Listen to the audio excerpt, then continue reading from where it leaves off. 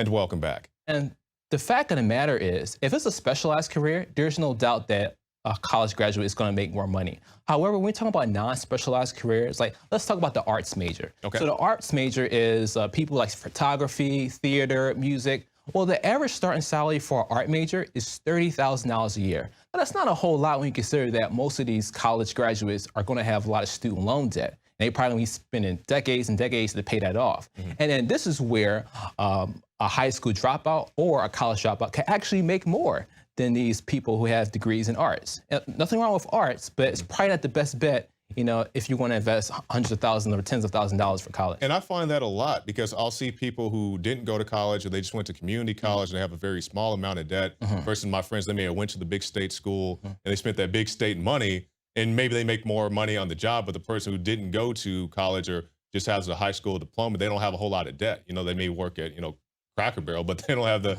$70,000 in debt. So have you found that there's a medium debt for people who come out of a 4-year or 2-year degree program? Absolutely. It's about between $35,000 and $40,000. So that's typical debt that a college graduate is going to end up graduating with. Now, as you said, that definitely differs. So if a person go to Harvard or Penn State or one of these big universities, it's going to be a whole lot more. There's people that have $80,000, $90,000 in student loan debt, and they're probably never going to pay it off. They're probably going to die with it, unfortunately. But there's definitely ways, as we talked about, that it could be avoided.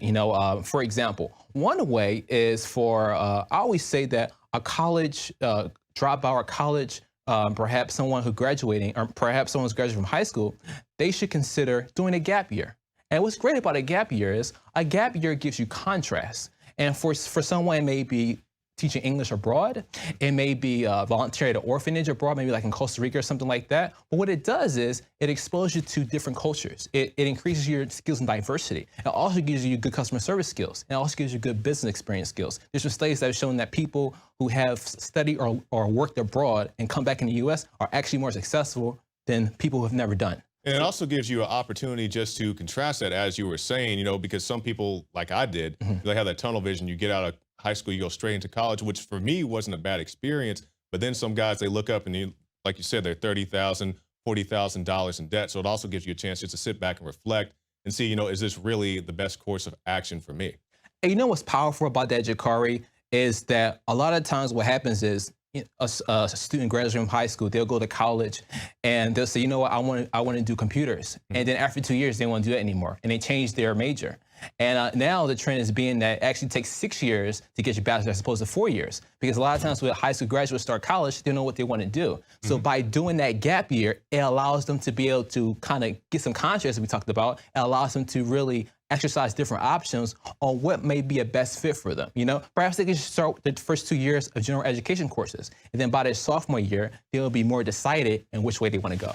Yeah, and I definitely experienced that as well because I did some television production, and then I went to social sciences, criminal justice, and eventually came back to the television aspect of it, the production aspect of it. But a lot of people, like you said, they experience that thing. They switch majors multiple times. They go from this school to that school. So I think it would be beneficial to people to, take the time just to reflect. And maybe, like you said, if you do go straight to college, maybe just take the general education courses, maybe take a few electives just to see what works out for you. But as far as the people, let's say they don't go to college. I know in your book you talk about how to maybe switch a career without going through the college experience. Absolutely. And one way a person can do that by changing career successfully is by pivoting. And by pivoting, that is going from one industry to another industry. So one industry that you have knowledge and experience in and going to another industry. And in order to make it successful, you want to go from industries that are similarly related. So that way it significantly reduces the learning curve. So one example could be a teacher.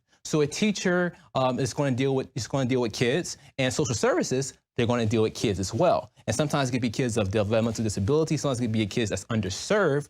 So that could be a great transition from a teacher to become someone involved in social services without having to have a significant learning curve. Sure, they may take maybe some CEU, which is continuing education units, to kind of catch them up to speed, but at the same time, it's not going to be a 180.